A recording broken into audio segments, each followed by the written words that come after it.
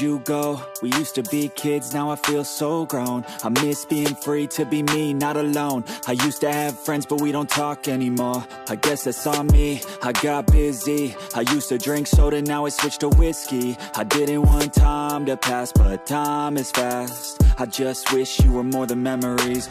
I got kids now, but I'm a kid now. I haven't grown in my mind, just my skin now. I don't get taxes.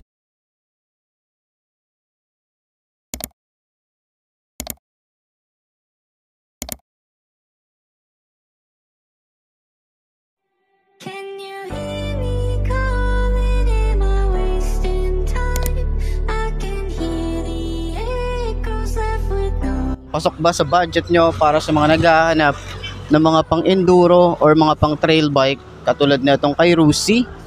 Tingnan nyo naman boy, oh. Ganda ng bagong decals ngayon. So mamaya pakita ko rin sa inyo kung ano pa yung mga bagong kulay na ito. So ayun ang mga best, no, sa lahat ng mga nagtatanong magkano nga ba ang ganitong motorcycle, lalagay ko na lang din dyan sa screen nyo para at least meron tayong reference kapag kinuha nyo ng cash. Available lang po tayo sa cash, pero soon magkakaroon tayo ng finance, abang-abang lang.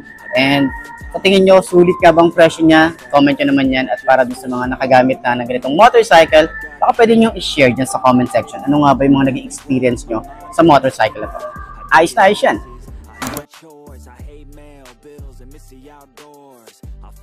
The air used to smell different. The grass was greener and the summers were for swimming. I used to play baseball every inning. Now I work for a living.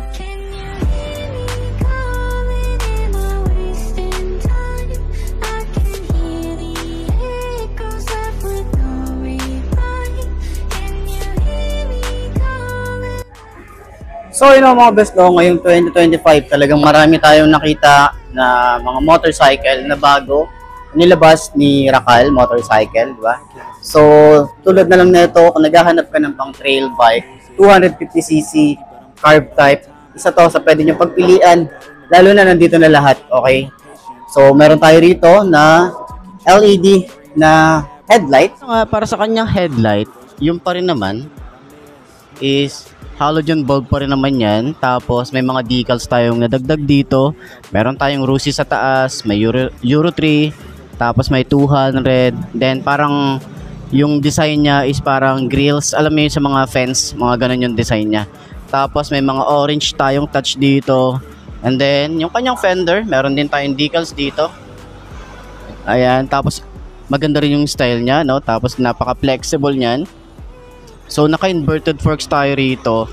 Tapos yung itsura niya dito ay meron tayong cover para at least hindi agad magagasgasan yung ating forks dito. Ayan yung forks niya. Tapos meron pa yang parang ano, tawag dito yung seal niya. Parang rubber boots yung datingan, pero yung pang seal lang dun sa shock. Ayan. Tapos maganda rin yung itsura ng ating decals dito. May Rusi din. And then yung kanyang tires is naka on and off road tire rito, no? Talagang ready to trail to. So ang size dito ay 2.75 by 18. So naka wide spoke tayo rito. Naka single disc tayo rito, naka dual pot caliper tayo rito. And aggressive yung kanyang design dito. So may mga patulis din yan na design. So yun nga, sa headlight niya, dito kasi may plastic. So dito tayo sa kulay green. Ito yung itsura nung headlight niya. Naka-projected lamp, meron tayong chrome dito sa loob. Meron tayo rito na daytime running light. Ayan, signal light niya dito sa side. Ayan, meron tayong LED na rin. Ay, ganda ng kulay green, no? Diba? Pero itong kulay red, maganda rin eh. Diba? So, meron na rin tayo ditong guard. Ayan, cover. Ayan, may ganyan na rin tayo. Okay, kasama na rin po ito yung ating cellphone holder. Ayan, pag magnanavigate tayo, kailangan nating magmapa, lalo na sa mga bundok. Ayan, available na rin po yan.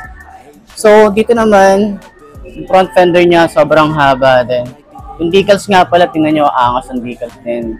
So, ayan, meron tayo rito na DRL. Ayan. Meron na rin tayo dito na crash guard. Ayan, available na rin po yan dito. Yung crash guard niya. Meron na rin tayong skid plate dito. Pero ito, plastic. Okay, so dito naman sa ating makina, ito yung itsura ng ating makina. Meron na rin tayo ritong Motofino na naka-engrave. Ayan, yun yung datingan niya. So, 5-speed nga pala. Ang isang to, naka-carb type pa rin tayo rito. Tulad dito. Ayan, so maganda rin yung decals niya rito. Kaya nga lang, napansin natin dito, tinadtad masyado ng Rusi yung decals. Puro Rusi yung nababasa natin. May Rusi dito, merong Rusi doon, may Rusi dito, may Rusi la logo. Tapos merong ding Rusi doon sa may dulo. Okay, so yun yung napansin natin. Pero yun na nga, gaya pa rin nung dati, nandito pa rin yung kanya ignition. Simple lang yung kanyang susi. Ayan. Tapos, maganda yung frame. Maganda yung makina, 200cc. Ayan, same pa rin naman yung dati. Tapos yung mga frame niya rito, maganda yung tambucho niya kung saan siya pinadaan. Tapos meron din tayo ritong stainless or metal na cover para at least di tayo mapapasok. So may kickstart pa rin naman tayo rito. May Rusi logo din dito.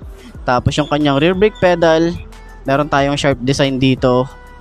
Dito rin sa kanyang foot pegs. So napiflip naman yan. Ayan yung itsura.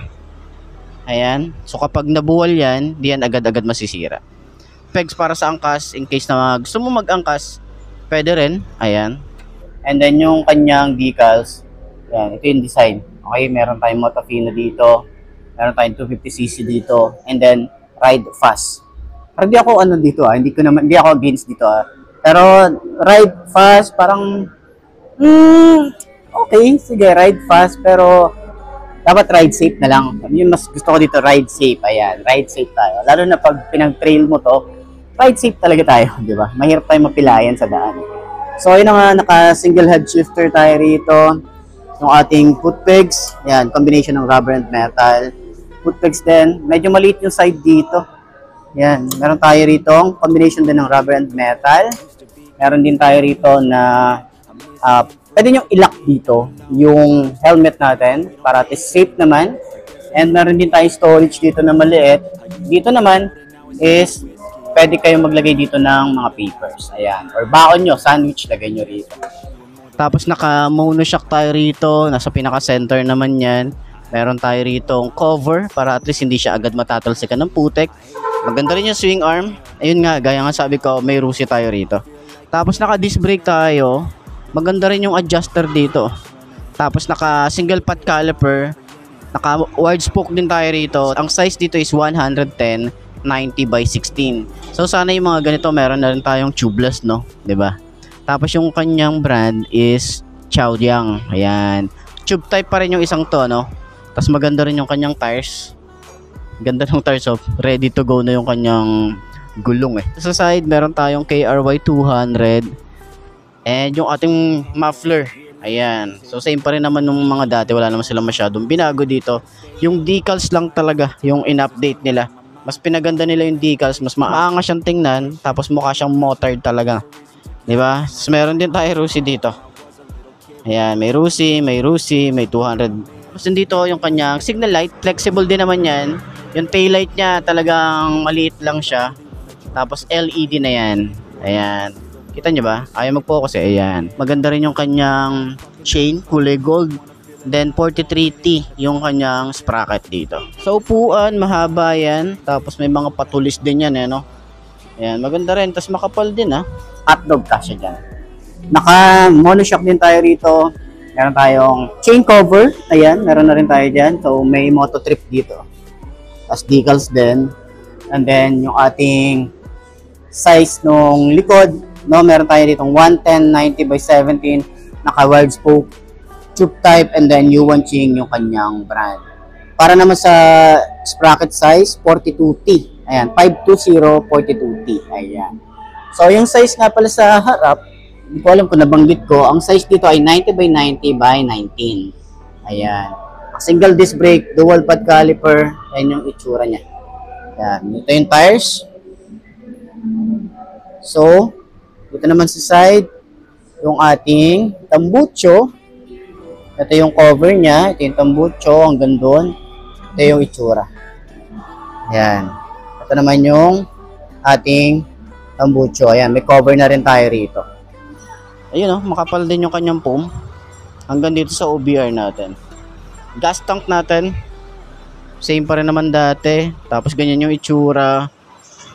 Naka-single shifter. Tapos 5-speed na rin to. So 1 down, 4 up. Ayan, ganun siya. Sa handlebar niya, naka-upright position tayo rito. Tapos naka-digital panel na rin tayo rito. May ROSI din dito. May ROSI din dito. Ayan. So maganda yung finish dito sa kanyang handlebar. Switches niya, meron tayo rito kill switch. Ayan, kill switch yung nandito sa bandang right. Then yung throttle, sobrang babaw. Yung ating levers, maganda yung finish. Ayan. Tapos dito naman yung clutch natin. Smooth lang din. Meron tayo rito high and low. Tapos dito naman, park light and headlight, signal light and busina. Ayan. Try natin sakyan kung abot ba natin. Kung sa 5.2 na kagaya ko, kung gusto niyo bumili ng ganito, 'di ba?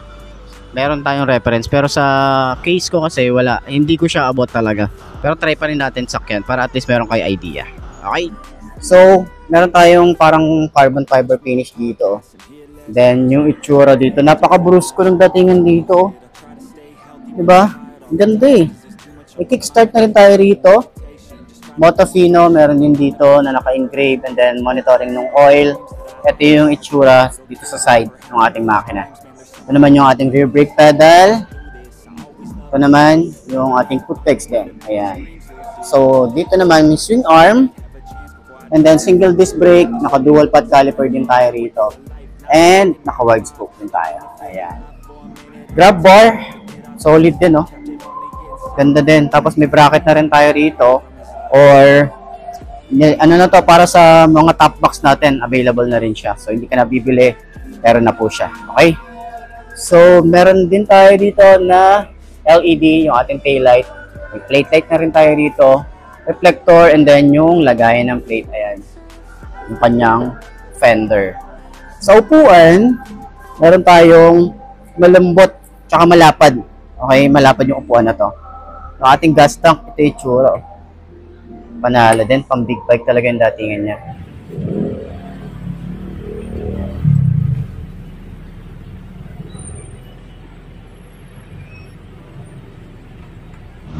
So yun nga, para sa 5.2 na kagaya ko, talagang hindi natin siya abot, no? Talagang sobra, hindi lang tayo tingkayad, hindi talaga natin abot yung isang to. Pero gusto ko din i-try, mag-try ng naka-trail, nakaganitong bike, no? So, ayun na nga, para sa mga 5.2 na kagaya ko, di natin siya talaga, hindi para sa atin, okay? Pero meron namang mga maliliit na pang-enduro na ganitong bike, so siguro yun na lang pwede natin sakyan yun, okay? Pero para sa mga, siguro 5.5 pataas, kayang-kaya itong motor na to. So, pakita ko din sa inyo yung iba pa nilang kulay ng KRY 200. So, ating panel gauge, meron tayo rito digital and then signal light, neutral, fuel, naka-high beam, select and set, may Motofino, may shutter lock, and then ignition.